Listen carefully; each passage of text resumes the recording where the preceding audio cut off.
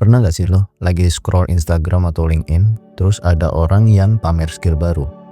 Mungkin teman lo yang baru kelar kursus data science, atau ada influencer yang jago banget main piano. Di momen itu, ada percikan semangat di dalam diri lo. Lo langsung buka Google, terus lo searching, kursus digital marketing untuk pemula. Atau, belajar ChatGPT prompting terbaru. Lo bookmark deh beberapa website, nonton 1-2 video tutorial, terus lu ngerasa termotivasi. Lu bilang ke diri sendiri, oke, minggu ini gue mulai. Terus, tapi apa yang terjadi? Ya udah, minggu depannya bookmarknya udah nggak pernah dibuka lagi. Niat yang tadinya menggebu-gebu tiba-tiba hilang gitu aja. Ketelan sama kerjaan, rapat, meeting, macet di jalan. Lalu akhirnya semua cuma jadi wacana. Kenapa sih niat buat nambah skill baru sering cuma bertahan sesaat? Kenapa sebagai orang dewasa rasanya susah banget buat konsisten belajar lagi? Apa benar kita sesibuk itu sampai nggak punya waktu untuk belajar sama sekali? Hari ini kita coba bedah masalah ini lebih dalam. Selamat datang kembali di Break Dulu. Kalau kita tanya kenapa susah belajar lagi, jawabannya yang pertama yang paling umum adalah gue nggak punya waktu. Nah, itu nggak salah. Kerja dari pagi sampai sore, kadang lanjut lembur. Buat yang ada di Jakarta, mungkin waktunya habis karena kena macet. Sampai rumah udah malam, harus ngurus urusan rumah, mungkin juga ada urusan keluarga. Jadi waktu 24 jam rasanya tuh udah penuh banget, jadi lo habis dengan segala macam aktivitas lo. Tapi coba lo jujur sama diri sendiri. Di sela-sela waktu lo, kita masih punya waktu kan buat scroll TikTok, atau Instagram selama 1 jam atau mungkin lebih, atau nonton Netflix 2 episode. Coba deh, sekarang lo cek screen time lo. Ada berapa banyak aplikasi gak penting yang lo buka dan berapa banyak waktunya. Itu nunjukin kalau masalah utamanya tuh bukan cuma soal waktu, tapi soal energi. Ingat, kita pernah bahas soal decision fatigue. Konsepnya sama. Setelah seharian penuh mikir, bikin keputusan, dan lo nahan emosi di kantor, baterai mental kita tuh udah tiris banget. Dan saat baterai kita tinggal 15%, otak kita secara alami akan memilih aktivitas yang paling gampang, yang gak butuh energi besar. Scrolling media sosial itu aktivitas pasif, energinya rendah. Nonton film dan YouTube itu juga kegiatan pasif, karena energi yang dibutuhkan juga sedikit. Sementara belajar skill baru itu aktivitas yang butuh energi yang sangat besar. Lo harus fokus, harus mikir, harus nyoba, dan kemungkinan besar harus gagal dulu. Wajar kalau otak kita yang udah capek itu nolak mentah-mentah. Jadi masalah pertama adalah kita mencoba belajar di saat energi kita udah habis. Selain energi, ada jebakan-jebakan mental lain yang lebih dalam, yang bikin kita susah banget bahkan cuma untuk memulai. Jebakan yang pertama yang disebut activation energy atau energi aktivasi. Ini konsep dari ilmu kimia, tapi relevan banget buat psikologi manusia. Energi aktivasi itu seperti energi minuman yang dibutuhkan untuk memulai sebuah reaksi.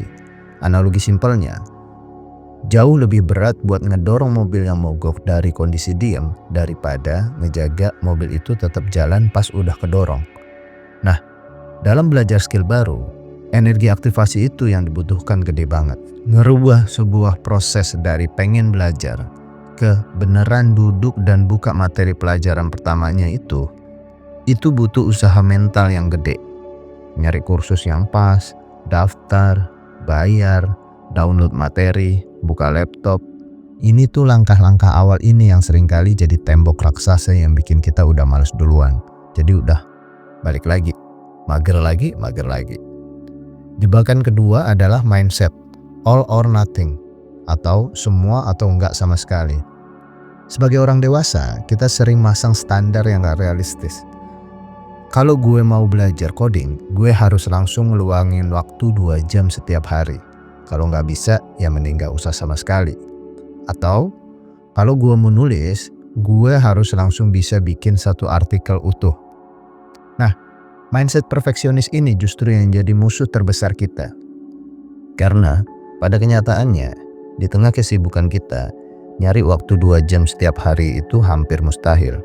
Akhirnya, karena targetnya ketinggian, kita malah nggak ngelakuin apa-apa. Dan jebakan ketiga adalah rasa takut dan gengsi orang dewasa. Anak kecil itu pembelajar yang hebat karena mereka nggak punya rasa takut buat kelihatan bodoh. Mereka jatuh dari sepeda, ya ketawa, ya paling nangis kalau sakit. Terus naik lagi, dan mereka salah ngomong, ya biasa aja. Tapi kita sebagai orang dewasa, itu beda. Kita tuh takut gagal. Kita takut kelihatan gak kompeten. Gimana ya kalau udah bayar kursus mahal tapi gue gak ngerti apa-apa? Malu-maluin gak sih? Atau pikiran-pikiran kayak, gimana ya kalau gue nanya pertanyaan dasar terus diketawain? Nah, gengsi-gengsi seperti ini, rasa takut seperti ini yang bikin kita lebih milih diem di zona nyaman daripada mengambil resiko buat belajar hal baru. Oke, masalahnya tuh emang kompleks. Banyak banget yang kita pikirin. Terus solusinya gimana? Gimana caranya kita bisa keluar dari jebakan-jebakan ini dan akhirnya beneran mau mulai belajar lagi? Gue udah bikin 4 strategi yang bisa lo coba, yang bisa lo praktekin sehari-hari. Yang pertama, turunin energi aktivasi dengan 2-minute rule. Ini adalah konsep dari James Clear di bukunya Atomic Habit. Tujuannya bukan untuk menguasai skillnya, tapi untuk membuat proses memulai jadi sangat-sangat mudah. Caranya, pecah kebiasaan lo jadi sesuatu yang bisa dilakuin dalam waktu kurang dari 2 menit. Mau belajar gitar, tujuan lo bukan cuma buat main 1 lagu, tapi cukup megang gitar dan metik 1-2 senar. 2 menit aja. Mau belajar nulis lo contohnya. Tujuan lo tuh bukan nulis 1 halaman, tapi cukup buka laptop dan nulis 1 kalimat. Dengan membuat langkah pertamanya sangat mudah, lo menipu otak lo buat ngelewati rintangan energi aktivasi tadi. Terdengar lucu, terdengar konyol, tapi coba deh lo lakuin. Ini tuh terbukti sangat efektif. Yang kedua, lo pakai time blocking dan sesuaiin dengan level energi lo. Berhenti bilang gue bakal belajar kalau ada waktu luang. Karena kalau waktu nggak disiapin, itu nggak akan ada. Waktu luang itu mitos. Lu tuh harus menciptakan waktunya. Lu harus siapin. Lu harus paksa sedikit. Buka kalender lu dan blok jadwal spesifik untuk belajar. Misalnya, Selasa jam 8 sampai jam 9 malam, belajar digital marketing. Tapi yang lebih penting, sesuaiin blok waktu ini dengan level energi lo. Jadi lo harus mapping energi lo, mana yang lo kira-kira berlebih energinya, yang masih ada sisa energinya. Nah itu yang lo pakai, lo harus mulai mapping. Kalau lo tipe orang pagi, mungkin blok waktu 30 menit sebelum mulai kerja atau mulai kegiatan di waktu itu. Itu mungkin waktu yang terbaik. Terus kalau lo lebih seger di makan siang, pas jam makan siang, pakai 30 menit dari istirahat lo. Jangan jadwalin belajar di jam 10 malam. Kalau lo tahu di jam segitu energi lo udah nol, udah habis. Yang ketiga, pakai 5-hour rule. Ini kayak aturan yang katanya dipakai sama orang-orang sukses seperti Bill Gates. Konsepnya simpel. Sengaja luangin waktu minimal 5 jam setiap minggunya atau 1 jam setiap hari kerja untuk belajar. Aturan ini ngebantu kita mecahin mindset all or nothing. Lu gak perlu belajar berjam-jam setiap hari. Cukup 1 jam tapi konsisten. Lu belajar 1 jam sehari, tapi lu lakuin setiap hari selama 1 tahun, itu udah 365 jam. Itu waktu yang sangat signifikan untuk menguasain hal-hal dasar dari sebuah skill baru. Kuncinya itu di konsistensi, bukan intensitas. Nah yang keempat, ubah identitas lo, bukan cuma keinginan lo. Ini mungkin paling dalam.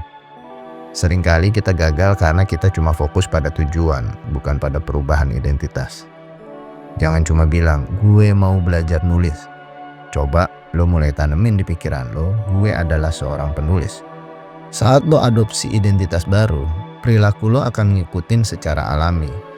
Kalau tadi sebagai penulis, maka perilaku lo nanti akan seperti penulis seperti yang lo bayangin. Seorang penulis itu ngapain? Ya dia nulis, walaupun cuma 1 paragraf sehari. Terus gimana kalau musisi? Ya kalau lo jadi musisi, lo harus pegang alat instrumen lo setiap hari. minimal 5 menit. Itu yang dilakukan oleh seorang musisi. Dengan lo fokus pada identitas, setiap tindakan kecil ini terasa lebih meaning gitu, lebih terasa jadi bagian dari lo, bukan lagi beban. Setelah kita tahu 4 strateginya, pada akhirnya susah belajar di saat dewasa itu bukan sepenuhnya salah lo. Tapi jelas bukan karena lo males juga. Ini adalah sebuah pertarungan melawan jadwal yang padat dari hari-hari lo. Energi mental yang terbatas, yang sudah capek disedot oleh pekerjaan dan kegiatan sehari-hari lo. Dan juga jebakan-jebakan psikologis yang tadi udah kita bahas, yang kadang atau seringkali kita nggak sadar. Tapi belajar hal baru itu bukan nggak mungkin, pasti mungkin setelah kita tadi coba bedah. Dengan strategi yang tepat, membuatnya mudah untuk dimulai, menjadwalkan secara sadar, melakukan secara konsisten walaupun sedikit, dan mengubah cara kita memandang diri kita sendiri. Kita bisa kok membuka lagi pintu buat belajar. Ingat, belajar itu bukan lari sprint, tapi lari maraton. Lu berlari pelan, tetapi yang pasti lu adalah maju ke depan. Bayangkan kalau pengetahuan itu adalah rasa capek setelah lari. Begitu lu sprint, capeknya juga cepat aja gitu. Tapi begitu maraton, itu capeknya bisa berhari-hari kemudian. Intinya, lu tuh harus mulai dengan pelan-pelan. Satu langkah kecil yang konsisten setiap hari jauh lebih berharga daripada ledakan motivasi yang cuma bertahan 2 hari atau mungkin 2 jam. Mungkin itu dulu saat ini. Semoga kita semangat belajar. Thanks ya, udah mau break dulu bareng gua hari ini. Kalau ngerasa ini ngebantu lo, share juga ke teman-teman lo yang punya tantangan belajar hal baru. Sekarang segini aja dulu, sampai jumpa di video selanjutnya. Good luck.